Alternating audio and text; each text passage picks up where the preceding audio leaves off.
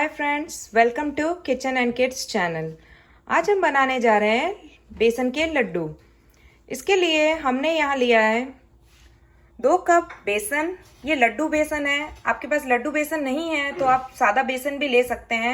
लड्डू बेसन थोड़ा सा थिक होता है तो इसके लड्डू अच्छे बनते हैं।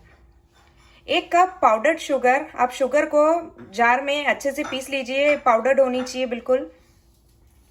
आधा से पौन कप घी, कुछ काजू और 3 पिंच इलायची पाउडर।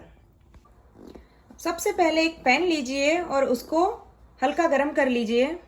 फिर उसमें हम आधा कप घी डाल देंगे और घी को थोड़ा सा गरम होने देंगे। अब ये घी गरम हो चुका है। हमको इसको बहुत ज़्यादा गरम नहीं करना है, तो हम मीडियम फ्लेम पे ही अब जो बेसन लिया था वो इसमें ऐड कर देंगे और अब इसको लगातार चलाते रहिए। मीडियम फ्लेम पे इसको आप अच्छे से सेकिए। बेसन को इस तरह चलाते रहिएगा। ऐसे हम 10 से 15 मिनट पकाएंगे मीडियम फ्लेम पे, और ध्यान रखिएगा कि बेसन जले ना। और इसके बाद जो हमारा घी बचा हुआ है वो हम इसमें ऐड कर लेंगे और इसको थोड़ी देर और सेकेंगे जब तक कि बेसन से अच्छी खुशबू ना आने लगे। देखिए, अब हमको 15 मिनट हो भी चुके हैं और बेसन का कलर भी थोड़ा बदल चुका है। तो अब जो घी बचा था वो हम इसमें डाल देंगे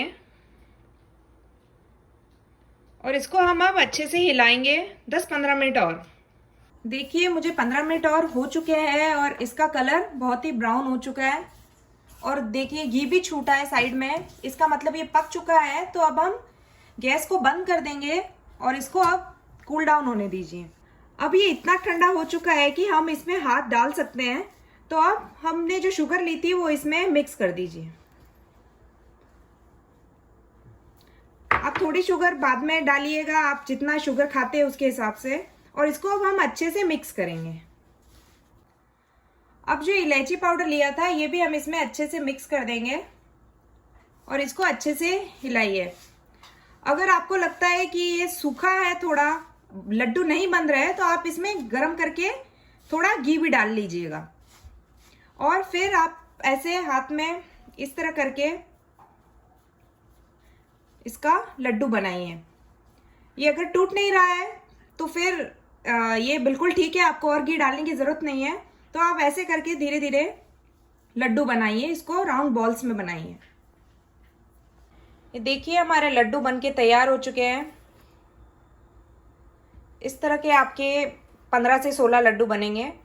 आई होप आपको ये वीडियो पसंद आया होगा। Thank you so much for watching.